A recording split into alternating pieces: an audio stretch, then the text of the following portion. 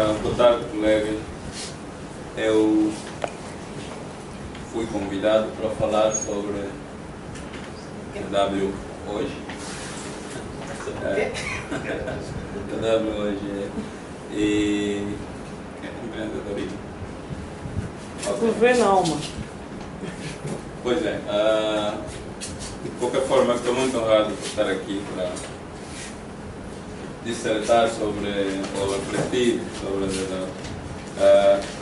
Eu não sou tão antigo como funcionário, como vários outros colegas estão aqui. Eu juntei na DW em 2002 e vim trabalhar especificamente para o Departamento de Contabilidade e Finanças. Naquela altura, eu acho que eu entrei no que eu posso considerar o período dourado das ONGs em Angola. Portanto, era a época alta e as ONGs todas, não só a DW, mas eu acho que por causa do contexto de conflito, as ONGs tinham a capacidade de empregar mais e havia um fluxo muito interessante. Portanto, havia muita gente que fluía para as ONGs. A DW não era uma exceção, porque na altura a DW estava a crescer bastante e precisava de pessoal qualificado para ter capacidade para gerir o crescimento que estava a conhecer. Portanto, eu acho que estava num estágio de transição entre uma organização mais ou menos, uma organização posso considerar pequena ou média para uma organização grande, mas alguns anos, 2, 3 anos depois,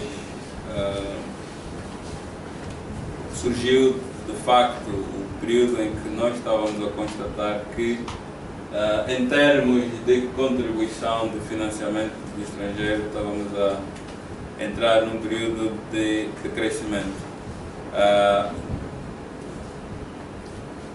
Muito importante para ainda estamos aqui a debater hoje ou a refletir é o facto da DW se chamar Development Workshop ou Desenvolvimento Comunitário, que a DW foi uma ONG entre muitas que houveram no passado que teve o foco de olhar para programas de desenvolvimento.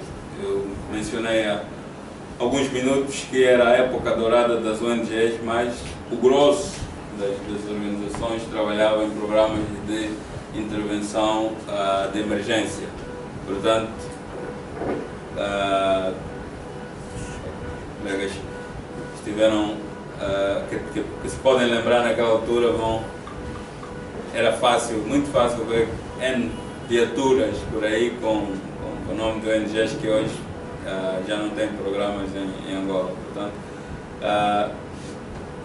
nas alturas de conflito, seja em Angola ou em qualquer outra parte do mundo, há uma solidariedade internacional muito grande e isso faz fluir bastantes recursos para uma área qualquer de conflito, né? Nesse momento. E isso nós testemunhamos, porque em 2002 terminou a guerra e logo, acho que no ano seguinte começou a guerra no Afeganistão, um bocado no Iraque, e com esses outros recursos que vinham para a África foram para esses países. Isso ocasionou o facto de que várias ONGs tivessem fechado. Portanto, são muitas, internacionais e nacionais, centenas mesmo. Portanto, a DW precisava de adequar o pessoal para gerir o crescimento que estava a ter. Nós, em 2002, estávamos a gerir o orçamento anual, a volta de 6, 7 bilhões de dólares ano. Mas, se eu me lembro bem, eu acho que o maior ano, se eu fosse considerar, de programa financeiro da DW foi em 2007, quando chegámos a cerca, quando passámos 10 milhões de dólares por ano. Portanto, em termos de tamanho, era uma organização bastante grande. Mas, portanto, vários outros fatores como o próprio fim do conflito ditaram uma alteração de conjuntura. Pois, como é que eu, do Departamento de Finanças e Contabilidade, vou parar para a Caixa de Crédito? O Sr. Alan disse que, eu repito, que entre os anos 2004, portanto, no orçamento organizacional de 2003 para 2004 tínhamos notado um decrescimento de 10% de financiamento externo, ou seja, tínhamos recebido 10% menos em 2004 e esse cenário piorou em 2005, a queda tinha sido de 15%. Em menos de 2 anos tínhamos perdido capacidade de trazer para a organização 25% de fundos comparado com o ano 2003 e infelizmente não tivemos tanta velocidade para diminuir as despesas. Portanto, e eu tive a oportunidade, portanto, no ano de, acredito que foi em 2004, 2005, portanto, uma avaliação de desempenho do período. O meu chefe na altura estava muito contente com o meu desempenho, a minha avaliação foi positiva, modéstia à parte, e perguntaram o que é que eu queria fazer mais. E eu me lembro de ter dito que bom, conhecia mais ou menos bem o contexto angolano e queria ter uma experiência internacional.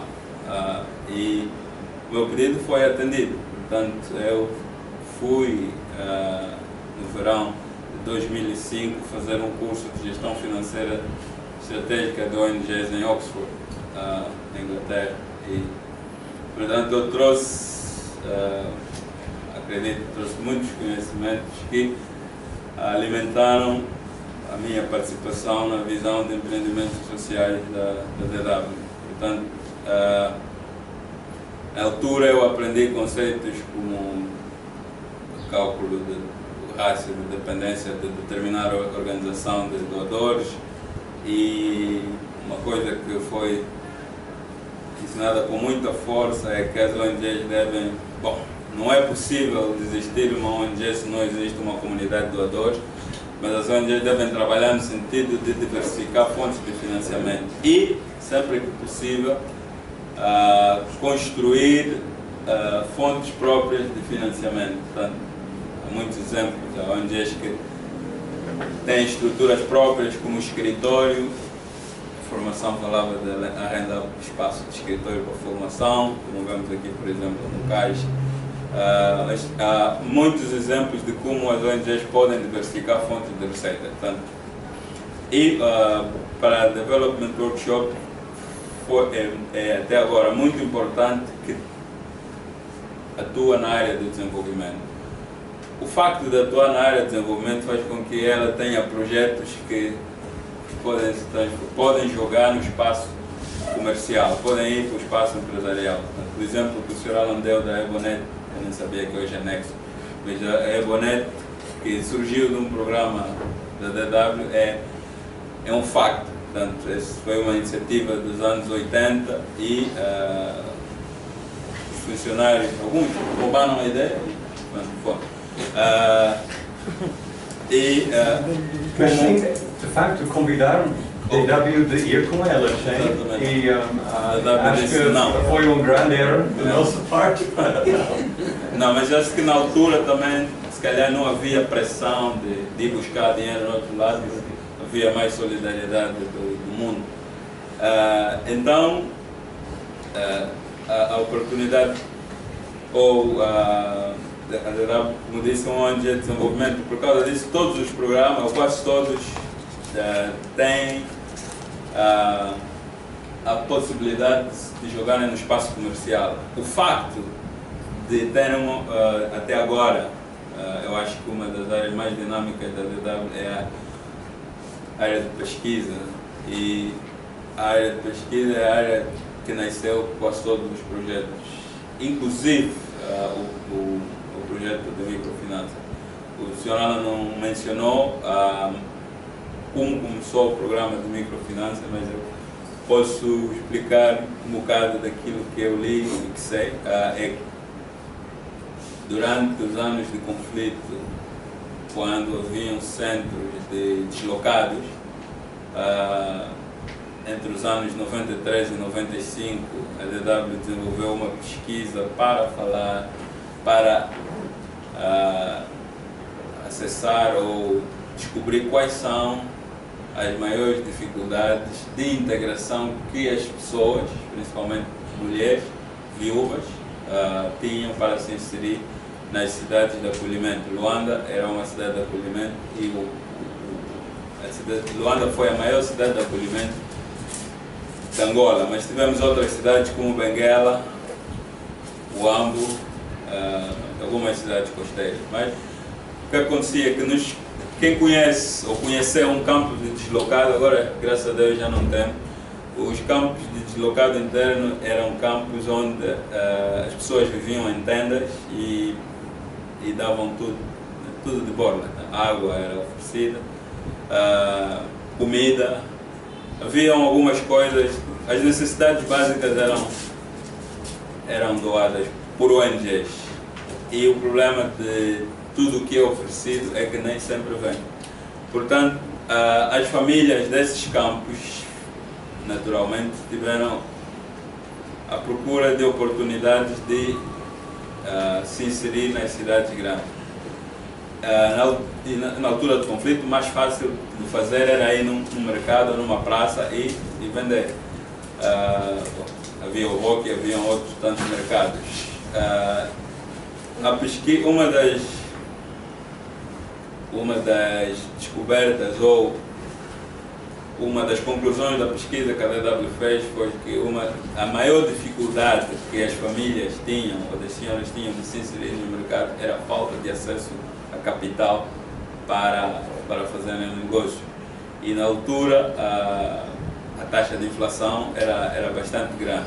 Mas para um exemplo isso ainda acontece hoje, se calhar em menos proporção, mas os Kinglas já eram muito dinâmicos. Portanto, se alguém recebesse, ou se fosse cedido um empréstimo na segunda-feira, recebesse 10.000 kwanzas, normalmente tinha que devolver na sexta-feira o dobro do valor, tinha que dar 20.000. E a DW teve a ideia de pilotar um programa de microcrédito em 95, depois de equipar uma equipe, equipar com conhecimento, porque esses colegas na altura foram para o Bangladesh, observaram como é que se faz, fizeram um programa piloto pequeno, onde os beneficiários foram mais ou menos 150 pessoas. Não sei se reembolsando, será, nunca disse isso, não está escrito em nenhum lado. Mas aparentemente os pioneiros dessa ideia gostaram do projeto piloto e desenharam um projeto maior que foi então inserido no programa de combate contra a pobreza urbana em Luanda, que se chamou LUP. Portanto, o LUP começou formalmente com vários projetos. Designação programa antigamente era para algo muito grande, portanto, o programa era um conjunto de projetos. E dentro do programa LUP, a DW tinha dois projetos grandes, o projeto de água e saneamento e o programa de microfinanças, chamado SLP. Haviam outras ONGs grandes também, como a Save Children. A Save Children tinha um programa e a Care International tinha dois programas, e acho que um deles também era sobre microcrédito, mas focado, era sobre microfinanças, mas focado na vertente de grupos, de cooperativa e em poupança.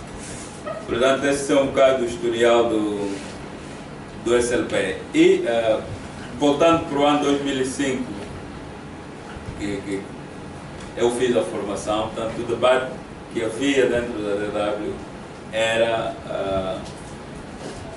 vias de continuidade de alguns projetos. Para já, o projeto que hoje é a Habitec estava fechado. O último projeto que terminou em 2004 foi financiado pela União Europeia, mas nem a última tranche do valor nós tínhamos recebido, portanto estava mais ou menos moribundo. E outros tantos programas iam terminar sem perspectiva de financiamento. O SLP, que hoje é o Kishi Crédito, tinha dois doadores principais, o ZAI para a componente do Ambo e tinha o DFID para a componente do Luanda.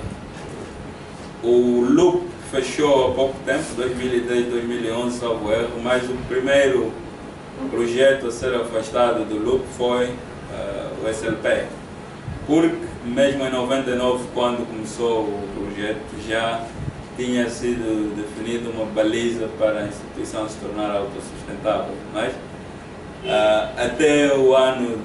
até em 2005 o projeto não fazia mais nada do que perder dinheiro. Portanto, era um dilema grande. Ainda há pouco tempo tinha uma fotografia impressionante. O Beto falou assim, que saudade desses tempos. Era um tempo que era possível organizar assembleias como aquela, quando enchíamos o Cine Atlântico, tínhamos o conforto de soft money, de doadores. Portanto, era bom, alugávamos autocarros e juntávamos as pessoas em assembleia. Mas em 2005 havia um debate muito interessante, qual era o amanhã do projeto, o DFID. O ZAIC já tinha cortado financiamento em agosto de 2005 e o DFID sairia como saiu em março de 2006. Portanto, para onde vamos? Então, em 2000, a Kishi Crédito existe formalmente desde o dia 28 de setembro de 2005. Acho que é o primeiro documento que eu conheço onde está mencionado o nome Kishi Crédito, é a ata de constituição. Mas, portanto, o ano seguinte, em 2006, já em 2005 foi necessário financiar o programa através do recurso a crédito bancário. E esta prática ajudou bastante na cultura de responsabilização da equipa no ano 2006 temos o registro de ter efetuado o primeiro excesso de lucro. Portanto, foi o primeiro ano que tivemos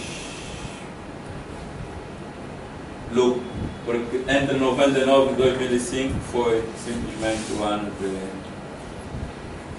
E foi um contexto difícil porque nós começamos a operar, é compreensível porque nós começamos a operar num contexto onde se oferecia tudo, se dava comida, se dava água, e o facto de usarmos o mesmo equipamento em termos de visibilidade que as outras ONGs que ofereciam as coisas usavam não ajudou muito, mas nós chegávamos nas comunidades que para nós eram clientes com Land Rovers, matrícula verde, cor branca, portanto não foi fácil mentalizar as pessoas no início, portanto, para diferenciarem o que era um compromisso de reembolso e o que era oferta. A primeira mudança teve que acontecer do ponto de vista de mentalidade. Isso levou muito tempo para ser alcançado. Quando eu volto da formação em Oxford, eu passei a ser um dos advogados do programa de empreendimentos sociais na DEDAR. Eu, estando no departamento de finanças, sentia a pressão que tínhamos do facto de estarem a diminuir os financiamentos externos. Portanto, já em 2006, depois de fazer o programa em Oxford, já fui designado para liderar o programa de microfinanças. Então fiz uma série de formações, começando por Itália, o programa mais conhecido de gestão de microcrédito é na Itália, em Turim. Fui para o Bangladesh, eu fiz bastante formações e cheguei a ser designado diretor da Kishi Crédito 2 anos depois, ou seja, em julho de 2008. Nessa altura eu fiz a transição, ainda tinha, o programa era 70-30, 30% do tempo era na DEDAR e tinha mais ou menos 70% do tempo na Kish Credit. Mas o que eu quero falar é mais ou menos a nossa visão para a criação de empreendimentos sociais foi diversificar fontes de receita e na altura era um sonho, mas queríamos é que os empreendimentos sociais contribuíssem com uma cota de perto de $1 milhão ano para os projetos da DW. Era um número muito ambicioso, mas eu estou em condições de dizer que hoje isso é possível e acontece de fato. Portanto, eu acho que a batalha dos empreendimentos sociais ainda está em curso, mas alguns dos empreendimentos sociais, como a Abitec e a DW, têm tamanho, e a Abitec e a Kish Credit, no caso a Kish Credit nesse momento já é maior que a DW. Em termos de funcionários ou colaboradores, a Kish Credit é maior que a DW, portanto cresceu, que se tornou eventualmente maior do que a mãe. O desafio é DW hoje. Eu acho que eu não estou tão bem posicionado para falar da DW hoje, porque eu nesse momento desconheço, por exemplo, quantos projetos tem especificamente, em que áreas operam, mas tenho a certeza que o compromisso continua a ser o mesmo, portanto, servir comunidades. Nós, e eu enquanto funcionário da DW, tenho tido muita oportunidade de interagir com o programa de pesquisa. Eu acho que eu sei quase todas as pesquisas que estão em curso nesse momento, porque algumas delas são para nós. Pelo facto de eu ter trabalhado no Departamento de Finanças, ainda tenho muita ligação com meus colegas do Departamento de Finanças e sei também que deve ter começado ou vai começar um grande programa de agrofinanciamento que vai ser financiado pela USAID. Portanto, são, para além do programa de terra, para além do programa de terra com financiamento da União Europeia para 3, 5 anos, que era para começar, acho que já no AMBO. Pois, em termos de contribuintes, em termos de financiamento, eu posso dizer que anualmente a Kish Credit já deve ser um dos maiores doadores da Development Workshop. Portanto, a visão que tivemos no tempo em que nós desenhamos está, nesse momento, já é realidade.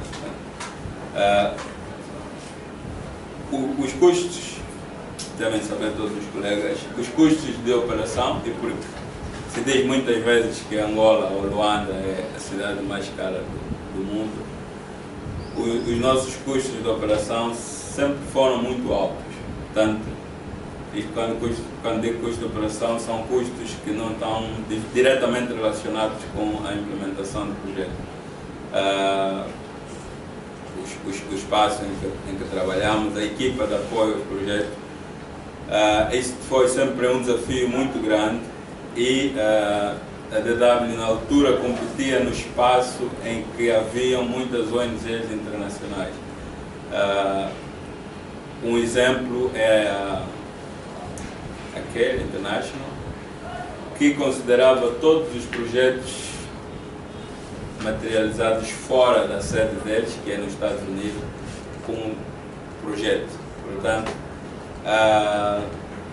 nós, DW, tínhamos como despesa de custo administrativo, operacional, a volta de 15%, entre 15% já chegou a ser 18%.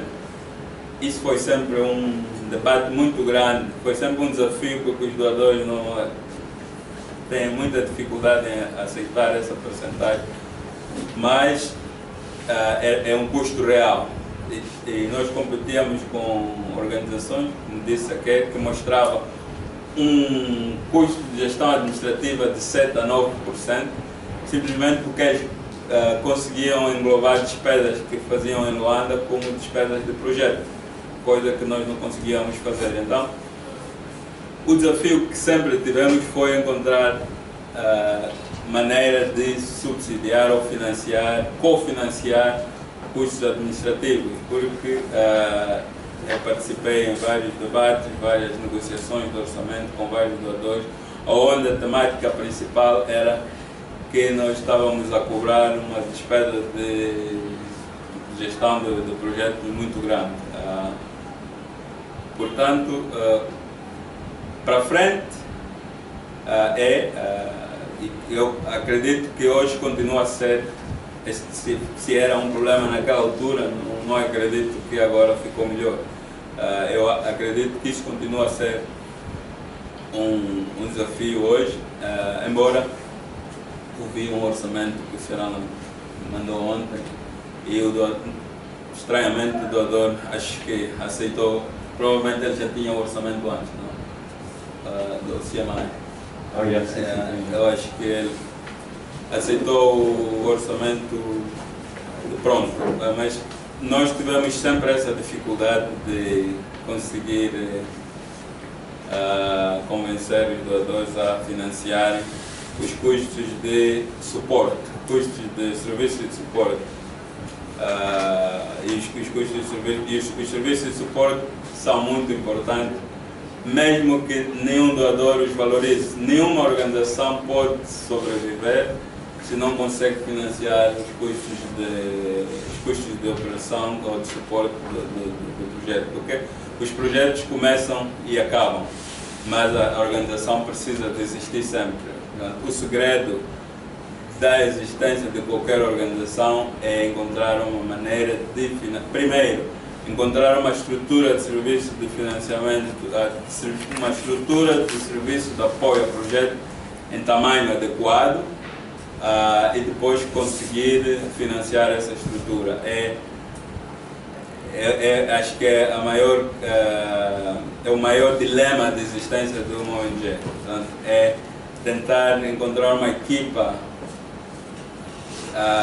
que se identifica com a organização e depois conseguir financiar os custos de funcionamento dessa equipa. Se isso se consegue, então a organização vai existir,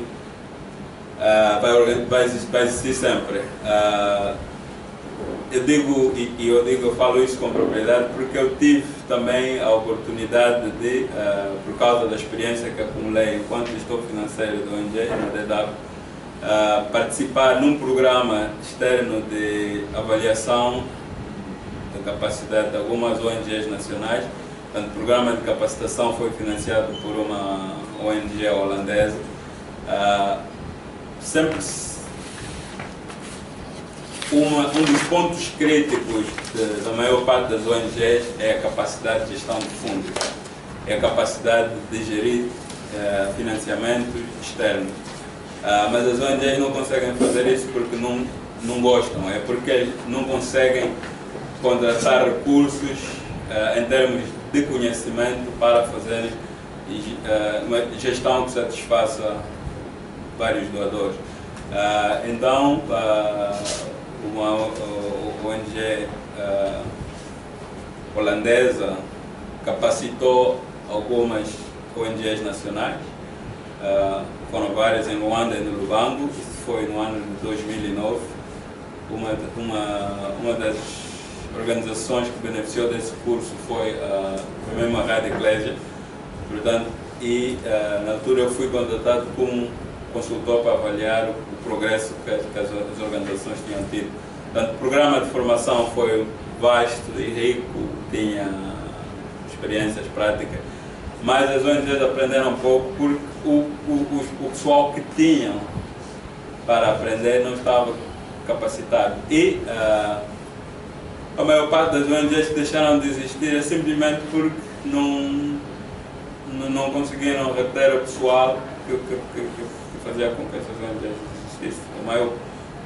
Sempre o maior ponto de conflito a maior dificuldade é ter recurso para primeiro ir buscar financiamento e provavelmente este é um trabalho muito estratégico, muito importante, mas uma vez que se vai buscar dinheiro, há agora a necessidade de manter o doador atualizado, não só com as atividades que acontecem, mas fundamentalmente sobre como se está a gerir os recursos. E aí é um problema grande.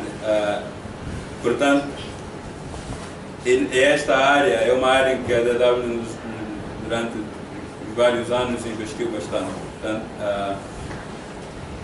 o futuro da DW vai depender da forma, hoje ou amanhã vai depender exatamente da capacidade que a DW tiver para financiar o funcionamento dos serviços de apoio aos projetos. Portanto, eu acredito que a capacidade de gerar novos projetos vai existir sempre, até porque temos uma área de pesquisa bastante dinâmica, muito ativa, portanto haverá sempre espaço para criar novos projetos. Na área de desenvolvimento haverá financiamento, é escasso agora, mas vai sempre haver financiamento. O debate vai ser como financiar os serviços de apoio, sendo que neste momento os maiores doadores que a DW tem, a União Europeia é um dos maiores, só financia 7% dos custos de financiamento, e a USAID não mais do que 7% também se obedece. Então vai sempre sobrar um gap temos que procurar formas de inteligência de financiar. Aí vai depender o futuro da organização, mas eu tenho certeza que estamos aqui em Angola só falando 33 aí para 34 anos, podemos estar aqui outros tantos 30 e tal anos. Então, tudo depende de nós. Muito obrigado. Obrigada. Eu sei que estamos